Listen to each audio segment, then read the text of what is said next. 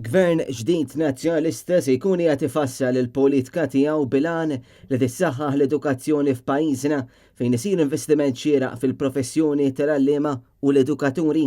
Dan ħareġ waqt konferenza tal-aħbarijiet indirizzata mill-kelliem għall-edukazzjoni Clyde Puli u l-web tal-Grupp Parlamentari tal-Partit Nazzjonalista Robert Kutajjar fejn saret enfasi fuq il-fatt li Partit Nazzjonalista fil-Gvern se jkun qed jikkommetti ruħu li jindirizza l-isfidi fl-edukazzjoni u fis-saħħa tal-istudenti.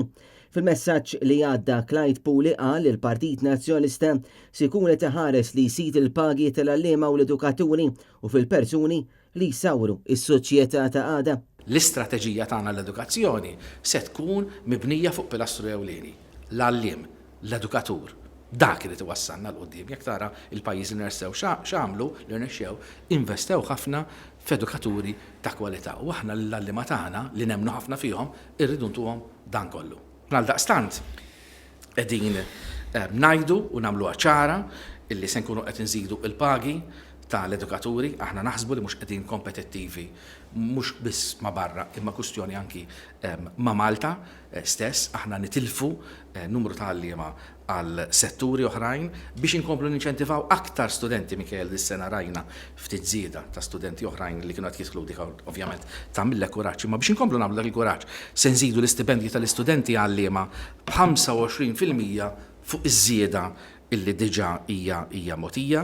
Apparti iż-żieda fil-pagi għall-għalliema l-Partit Nazzjonalista nidaw kolat ta' proposti għal dan is-settur, inkluż żieda fl-istipendji b'25% għall-istudenti li qed jaspiraw li jsiru għalliema, tim ta' professjonisti f'kull skola li jħarsu l-benessiri tal-għalliema u anki tal-istudenti u li l-istudenti ta' bejn il-11 u l-15 sena jingħataw tablet jew laptop biex ikollhom aktar għajnuna biex iwettqu x-xogħol tal-iskola, weda li kienet diġà fil-programmi elettorali tal-Partit Nazzjonalista fil-2013 u l-2017. Robert Kutajjar min-naħa tiegħu qal li sfortunatament il-budget naqas milli jindirizza qatt ta' setturi, inkluż dak tas-saħħa fost l-istudenti.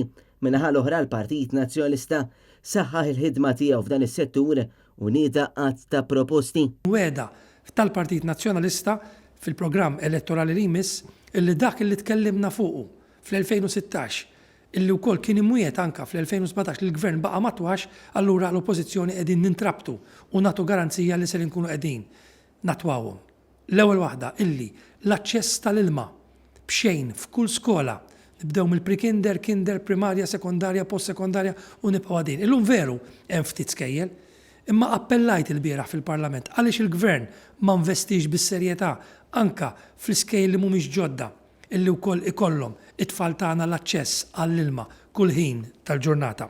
Punt importanti ħafna l-eżerċizzju fiżiku.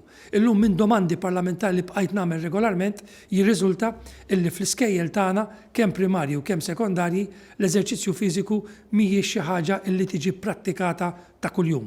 U aħna qegħdin ngħidu mhuwiex aċċettabbli illi jibqa' jkollna klassijiet illi għandhom biss bejn lezzjoni jew tnejn fil-ġimgħa ta' eżerċizzju fiżiku. Huwa qal li l-Gvern baqa' jitratini anke biex iwettaq proġetti brabta mas-saħħa ta' wliedna u għatenna li Gvern ġdid Nazzjonalista se jkun qiegħed iressaq pjan b'viżjoni li jpoġġi s-saħħa ta' wliedna fi priorità.